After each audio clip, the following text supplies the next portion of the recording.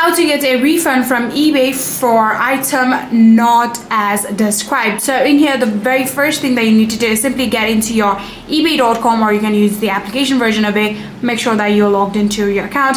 Then from here, what you can do is simply tap on your profile icon right here after you are logged into your account. Then from there, you can actually tap on your purchase history, and then from there you can find the item, and then you can tap on it, and then you'll be able to see return this item. Tap on that one, and then from there select the option item not as described, and then you can upload your photos. And if the seller does not refund within the 3 days, you'll need to ask your eBay to step in. So for that, you can actually get into their customer service. You can tap on the menu bar right here, and then you can tap on help right here, and then from there you'll actually be able to get help from eBay. Tell them to involve themselves in this, because the customer isn't because the seller is refusing to refund you back. I'm pretty sure that eBay will help you out within that.